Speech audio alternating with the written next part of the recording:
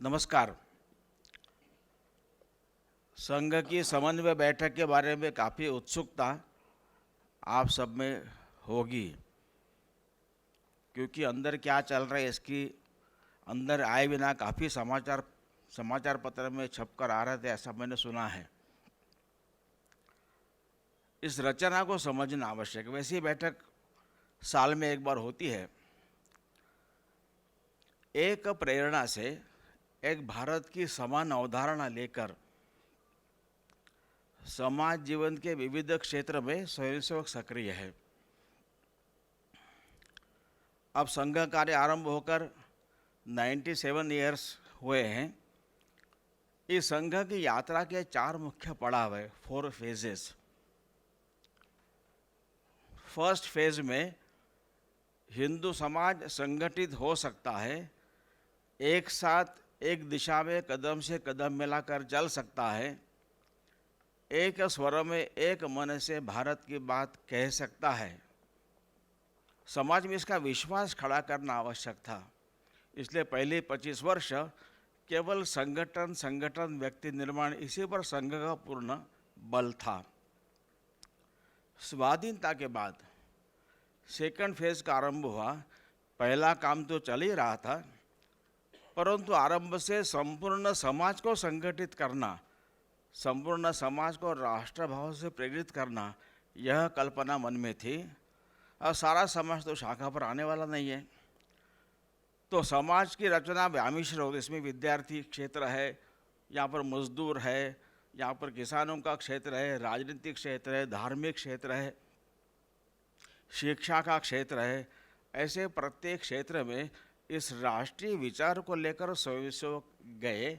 उन्होंने संगठन खड़े किए, जिसको आजकल विविध क्षेत्र कहते हैं। ये संघ कार्य का एक्सटेंशन का एक भाग था। First, you can call it first progressive unfoldment. ऐसे अभी 35-36 संगठन देश में काम कर रहे हैं।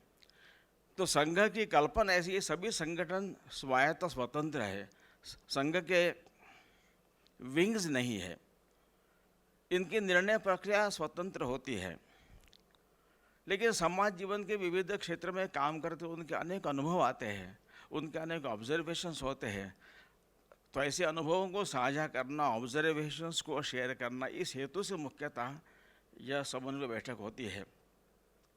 जब मैंने 4 फेज की बात की, संघ का कार्य विस्तार का यात्रा का 3rd फेज डॉक्टर हेडगेवार जन्म शताब्दी के पश्चात 1990 के बाद शुरू हुआ। इसका मुख्य स्वरूप था to outreach in the society, कि नैसर्गिक आपत्ति के समय स्वयंसेवक हमेशा आगे आकर काम तो करते ही थे, लेकिन समाज का जो पिछड़ा, वंचित और अनेक अभाव में जीने वाला समाज का वर्ग है, वहाँ तक जाकर एक संवेदना के आधार पर अपनापन दिखाकर सेवा कार्य आरंभ करना, राष्ट्र की सर्वांगीण उन्नति करने का लक्ष्य संघ का है। केवल स्वयंसेवक नहीं करेंगे तो समाज के ऐसे अनेक लोग, अच्छे लोग, सोचने वाले लोग हैं, ऐसे लोगों को साथ लेकर करना है। तो उनका संपर्क विभाग शुरू हुआ। और तब तक भारत में जर्नलिज्म के साथ साथ मास कम्युनिकेशन, मीडिया शब्द भी जुड़ गए थे। तो प्रसारण माध्यमों के सभी साधनों का उपयोग करते हुए इस राष्ट्रीय विचार को समाज तक पहुंचाना, ऐसे सेवा प्रचार संपर्क विभाग ये 91 से 94 इस रेंज में आरंभ हुए।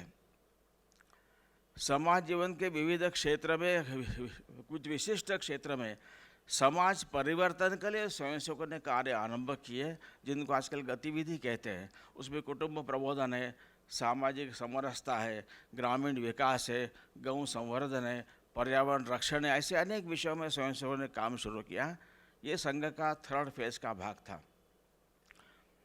और 2006 में पूजनीय श्री गुरु जी के जन्म शताब्दी के समय से जो 4th फेज का आरंभ हुआ, वो यानी प्रत्येक स्वयंसेवक ने राष्ट्र की सर्वांगीण उन्नति की दिशा में कुछ सक्रियता उसकी बढ़नी चाहिए।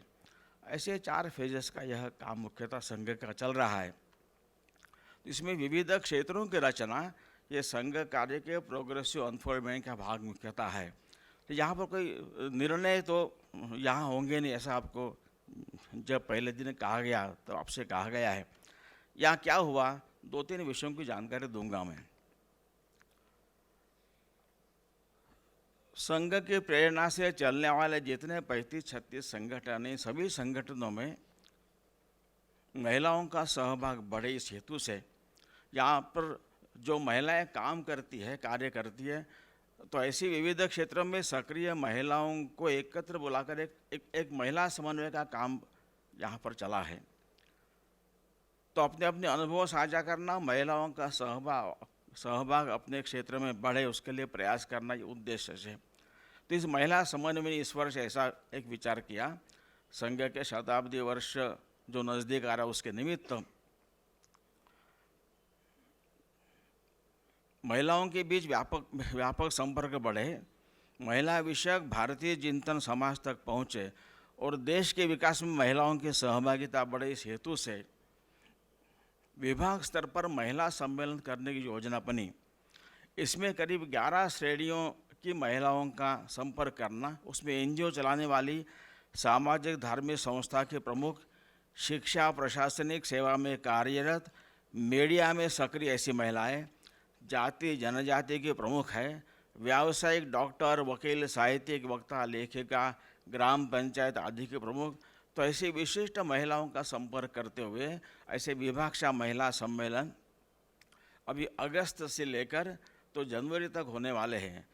कुल 411 सम्मेलन सारे भारत में होने वाले, उसमें से 12 प्रांतों में 73 सम्मेलन हुए हैं और खूब अच्छा रिस्पॉन्स है। ये 73 सम्मेलनों में कुल 1,23,000 महिलाओं का सहभाग रहा है और बाकी भी अभी कुल 411 होने, तो बाकी भी सम्मेलन इसके आगे होंगे। जब ये संगठन समाज जीवन के विविध क्षेत्र में काम करते, विद्यार्थी क्षेत्र, मजदूर क्षेत्र, किसान क्षेत्र आदि, तो सीधे फ्रेश ऐसे लोग भी इन संगठनों में सक्रिय होते हैं। वो संघ के बारे में उनको जानकारी नहीं होती, वो संघ के स्वयंसेवक भी नहीं होते। तो ऐसे नए लोगों जो अपने अपने संगठन में सक्रिय भूमिका निभाते हैं, उनको संघ का जो वैचारिक अधिष्ठान है उसकी जानकारी प्राप्त हो, उनको अन्य संगठनों के बारे में जानकारी मिले। उन सभी संगठनों में काम करने वाले लोग हमारे सहयात्री हैं, इसलिए उनका आपस में समन्वय का मन बने। सब मिलकर हम एक दूसरे को पूरक बनना भी है, स्पर्धा नहीं है। और सब ने मिलकर अपने अपने क्षेत्र में, जो भी क्षेत्र हमने चुना है, एक भारत के एक चित्र में अपना अपना रंग भरते हुए एक समृद्ध भारत का चित्र हम सब खड़ा करेंगे। तो इस दृष्टि से अपने अपने क्षेत्र में क्या क्या काम चल रहा है, क्या अनुभव है, तो इसके बारे में काफ़ी विस्तार से यहाँ पर मुख्यतः चर्चा हुई। और अपना अपना अभिनिवेश छोड़कर, संगठन संस्था का अभिनिवेश छोड़कर साथ में हम कैसे काम कर सकते हैं, इसका प्रशिक्षण। और संघ के संपर्क में नए लोग जो आए हैं उनको संघ का सही जानकारी मिले, इसलिए उनके लिए संघ परिचय वर्ग भी हो। मुख्यतः ऐसे विषयों की चर्चा यहाँ पर हुई। प्रत्येक संगठन के इश्यूज़ हैं, सारे समाज को लेकर हम जब आगे बढ़ते हैं तो अपने संगठन से नहीं जुड़े, लेकिन समाज में देश के बारे में अच्छा सोचने वाले ऐसे सज्जन शक्ति है, ऐसे सज्जन शक्ति के लोगों को भी संपर्क करते हुए वे संगठन से जुड़े बिना भी इशू वे साथ कैसे ले सकते हैं। स्वदेशी का विषय है, संस्कृत का विषय है, पर्यावरण का विषय है, महिलाओं का विषय है, ऐसे विषयों में ग्राम विकास का विषय है। तो ऐसे विषयों में साथ लेने के लिए थोड़ा आउटरीच करना, तो इसके लिए अपनी जो योग्य मानसिकता तैयार होनी चाहिए, इसके बारे में अपने अपने संगठन में कैसे प्रयास चल रहे हैं, मुख्यतः इसके बारे में यहाँ पर चर्चा अधिक विस्तार से हुई। संघ कार्य तो लगातार बढ़ रहा है, संघ कार्य में समाज का सहभाग बढ़ रहा है, इसलिए मुख्यतः 2019 के बाद 2020 मार्च के बाद यहाँ पर कोरोना के कारण लॉकडाउन लगा, सारी शाखाएं बंद हो गई थी, संघ कार्य करीब करीब ठप हो गया था। लेकिन 3 वर्षों में, यह बहुत आनंद की बात है, हम 2020 की संघ शाखा स्थिति को पार करते हुए संघ कार्य आगे बढ़ा है। तो उसकी जानकारी मैं कुछ दूंगा। जैसे 2020 में 38,913 इतने स्थानों पर संघ शाखाएं थी। 2023 में 42,613 ऐसे स्थानों पर संघ शाखा हुई है। मतलब संघ के स्थानों की वृद्धि 3,700 हुई है, जो 9.5% वृद्धि है। जो रोज चलने वाली शाखा है 2020 में 62,491 थी, 23 में 68,651, यानी 6,160 शाखाएं बढ़ी है। ये भी करीब 10% वृद्धि है। जहाँ दैनिक शाखा नहीं, वहाँ पर साप्ताहिक मिलन, लोग सप्ताह में एक बार एकत्र आते हैं। ऐसे साप्ताहिक मिलन 20,300 थे। अभी 2023 में 26,877, यानी 6,543 साप्ताहिक मिलन की वृद्धि हुई है। ये करीब 32% वृद्धि है। और महीने में एक बार एकत्र आना को सामाजिक विषयों पर वहाँ पर चर्चा करनी, जिनको संघ मंडली कहते हैं, ऐसे करीब 8,732 पहले थे 2020 में, जो भी 10,412 ऐसी हुई है, यानी करीब 19% वृद्धि इसमें हुई है। कुल शाखाएं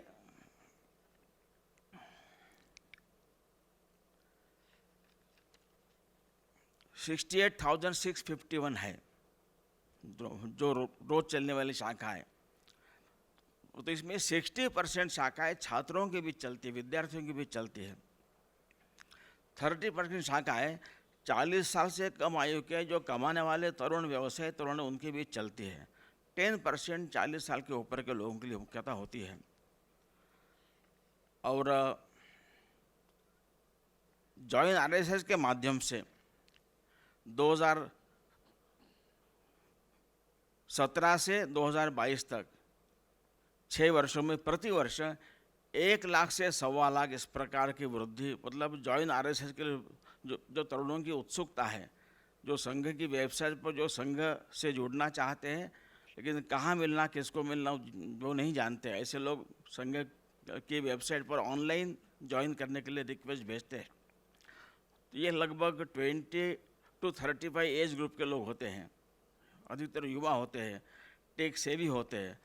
तो प्रति वर्ष करीब 1 लाख से 1.25 लाख ऐसे नई रिक्वेस्ट हमको आ रही है। ये संघ का जो बढ़ती हुई स्वीकृति है, समाज का जो सहभाग बढ़ रहा है, उसका लक्षण है। तो मैंने प्राथमिक जानकारी दी है।